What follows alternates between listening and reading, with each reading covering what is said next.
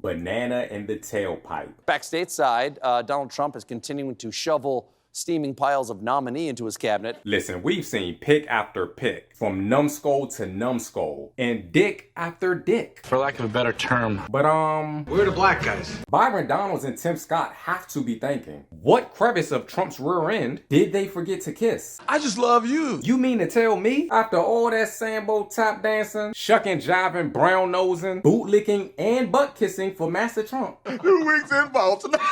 not near one of them could secure a cabinet position? Congratulations, you played yourself. I mean, Think about it. you gotta be bottom of the barrel, low on the totem pole, to get passed over for the likes of a Matt Gaetz. Gaetz had a sexual relationship with a 17-year-old and paid for her to travel with him. Or even a Pete Hegseth. Hegseth paid a woman for her silence years after a sexual encounter at a Republican conference back in 2017. Anytime those guys get nominated, before any qualified black man or woman, it tells you all you need to know about the person doing the nominating. I am the least racist person there is anywhere in the world, Says the convicted felon who would rather put an alleged sex trafficking pedophile in a cabinet position before even considering a qualified black man or woman. Yeah. We don't believe you, Donald. Or maybe, just maybe, the adjudicated sexual assaulter in chief really just feels most comfortable around other sexual deviants and pedophiles. That was close and straight. But come again?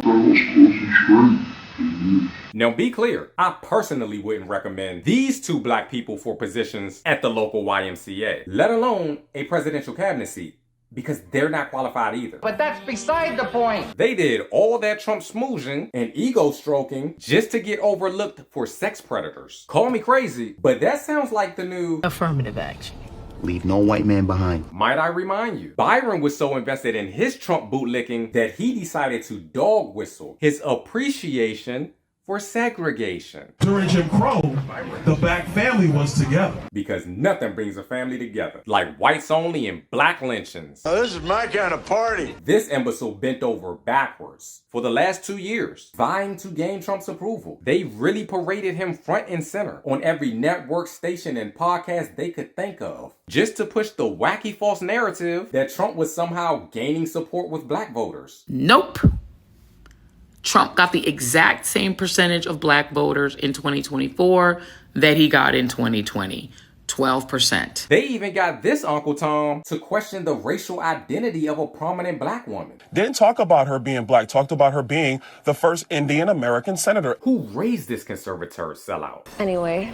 But clearly, not to be outdone, Tim Scott's unfettered desire to kowtow to MAGA white supremacy hopefuls resulted in one of the most cringeworthy displays of Samboism that we've seen in some time. Thought I put on a show for the masses.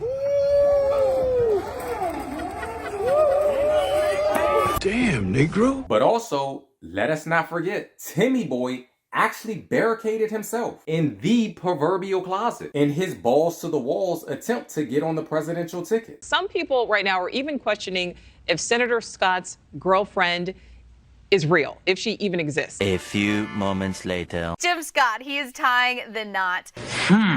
Smells like bullshit to me. Something tells me that since Tim Scott is not vice president-elect, nor can he expect a cabinet position, this unpalatable union made in MAGA matrimony will come with an expiration date sooner than you may think. That's a wrap. In a party that pays for hookups, one can only imagine just how much she was paid to keep up the charade. Which is a lot, I'm guessing. Now look, while they are absolutely devastated, even though they'll never admit it, that their unwavering loyalty to Trump has yet to pay off by way of improving their political resumes, there is a silver lining, because glass half full, not being in Trump's cabinet will increase their odds of being indictment free over the next 4 years. That is a fact. Just think, before the election, they were arguably the top 2 House Negroes in the entire country, poised to go down in Trump Uncle Tom lore. Now, they're just 2 House Negroes that don't even got a foot in the door. But don't worry, gentlemen, or in your case, lack thereof. Because while we may not see you in a cabinet seat, we will absolutely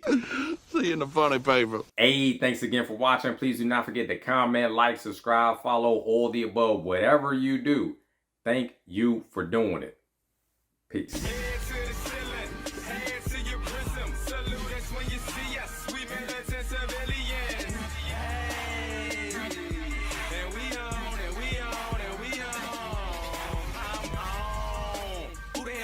we all